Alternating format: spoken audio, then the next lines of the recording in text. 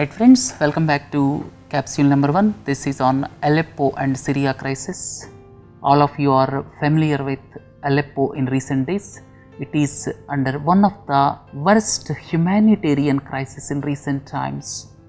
In fact, the world community is not responding to the humanitarian crisis in Aleppo. And before going into the Syria crisis, you should have clear idea about certain terminology. Look into this. This is Arab League countries. Quite frequently, we come across the word Arab League.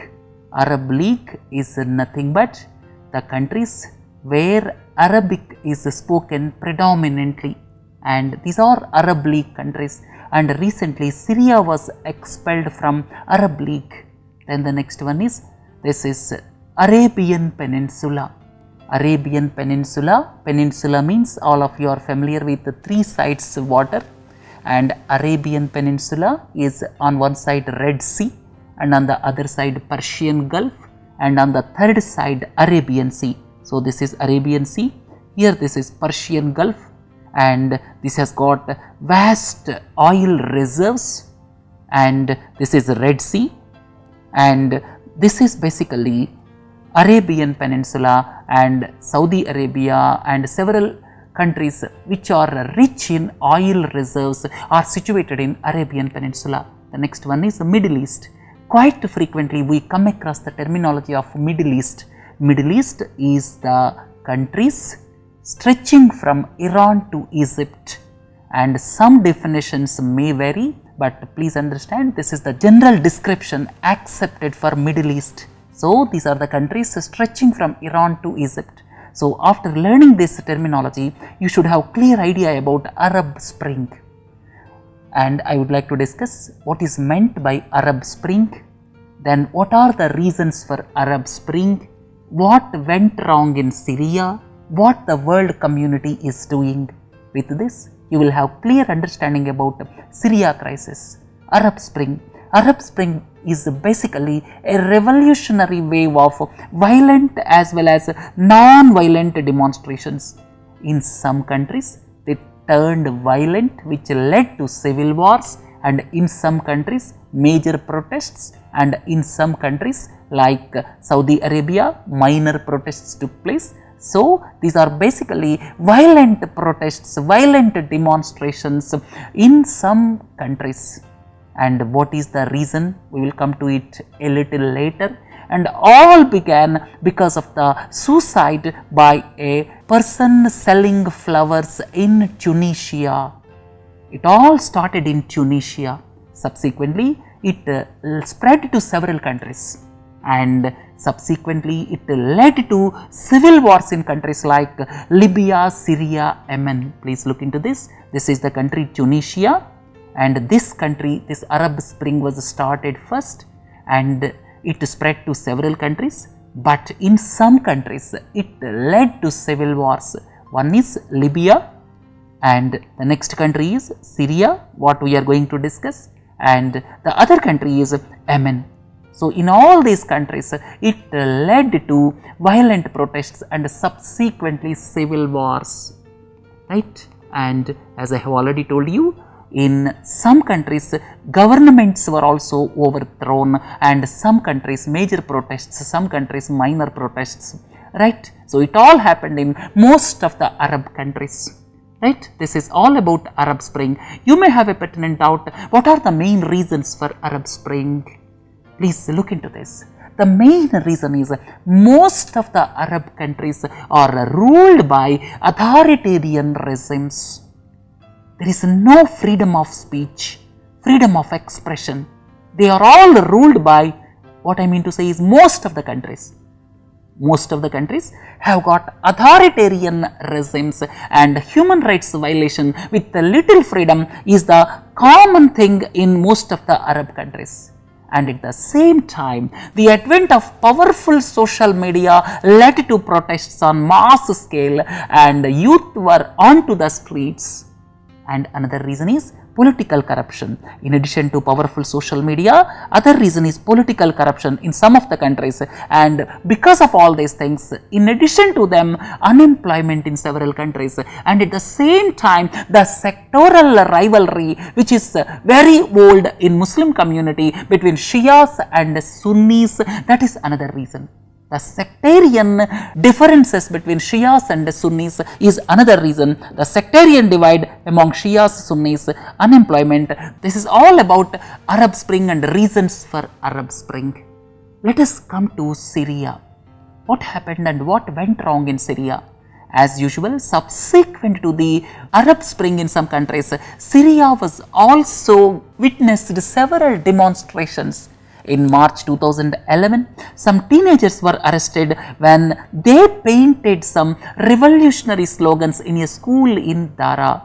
Some of the revolutionary slogans, they painted some revolutionary slogans and subsequently they were arrested. And later on, protesters took to the streets in a big way and the police opened fire, killing several people, and more street protests followed and government used force to control them and several civilians were killed. Right? So, this is about the origin of this Syria crisis. If you look at further aspects, rebel brigades were formed in cities, towns and countryside by acquiring arms. Here, the sectarian rivalry came into the forefront, and as the president belongs to Shia Alawite sect, please don't forget, please listen carefully, president belongs to Shia Alawite sect, and in some of the areas, especially places like Aleppo, the population is majority Sunni, and the Sunni population is supported by countries like Saudi Arabia, Turkey, and because of this reason, the country is divided on sectoral lines of Shia Sunni, and which started as street protests. Subsequently, it resulted into the violence between Sunnis and Shias. The country was divided on sectoral lines.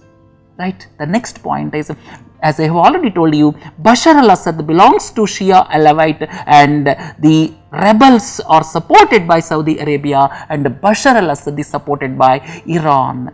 Right? And then another important aspect is the long border of Turkey with Syria. Long border of Turkey with Syria was used as a conduit to the rebel forces. And it was kept open. It used as conduit to support rebel forces. But what happened? The arms and ammunition reached Islamic State. And there are allegations that Turkey resorted to illegal trade in oil with Islamic State. So, these are all the reasons for proliferation of Syria crisis into civil war. Each and every actor has got its own share of the things. The major reason you can say Shia-Sunni rivalry, and seeing the political vacuum, Islamic State spread its tentacles not only in Syria but also in adjacent Iraq. Right? So, these are the violent protests which subsequently led to the civil war, and another group, Kurds, are there and they hold on to their strongholds, and hence Syria became battleground among government forces, rebels, Islamic State, with the Kurds maintaining their supremacy in their areas of dominance.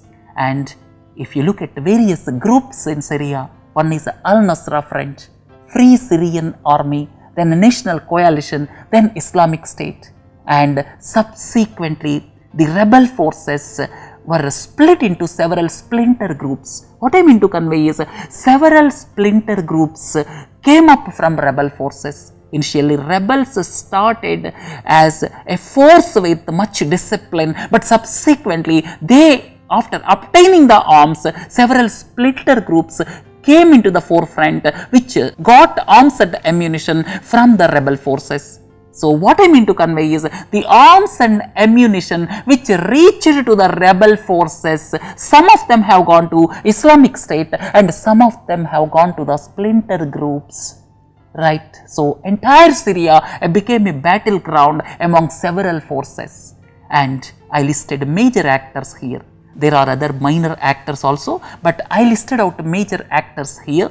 President Bashar al-Assad, and in September 2015 Russia entered and this tilted the balance in favor of Bashar al-Assad. And Group 2, that is the rebel forces supported by United States of America and West as well as Saudi Arabia and countries like Turkey. So this is rebel groups supported in Syria by external forces, and they sent arms and ammunition, and subsequently these arms and ammunition have gone into the hands of splinter groups as well as Islamic State. Then Islamic State, seeing the political vacuum, Islamic State spread its tentacles in some portions of Syria as well as Iraq. As I have already told you, the fourth major force is Kurds. Kurds have not allowed Islamic State to take their territories, right? And now let us come to Aleppo. Here please look into this. Aleppo is close to Turkey, and this city, Aleppo, was the largest city prior to civil war. The population was around 21 lakhs, and here prior to the civil war 80% of the population were Sunnis. 80% were Sunnis. That's why rebel forces have their hold in this city.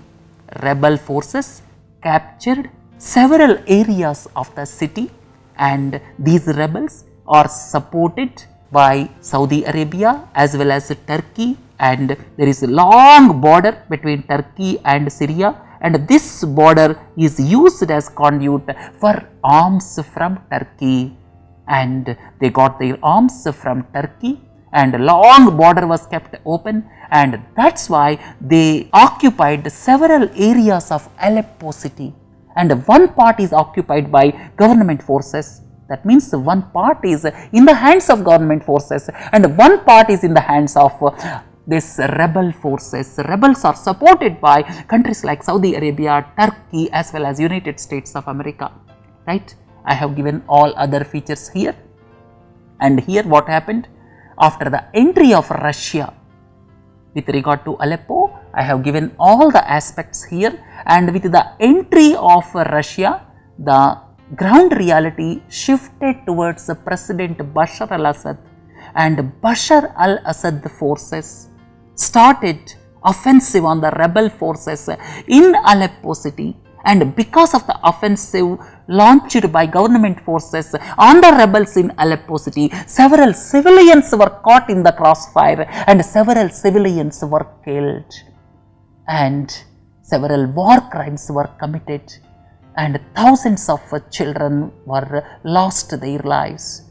And this is one of the biggest humanitarian crises. On one side government forces, and on the other side rebel forces. Government forces supported by Russia, rebel forces supported by United States of America, Turkey, Saudi Arabia, and in the crossfire the city was devastated. And please look into this picture. This is the state of affair in Aleppo, right? So this is the time that world leaders have to think that what went wrong with the world community, whether United Nations is in existence or not.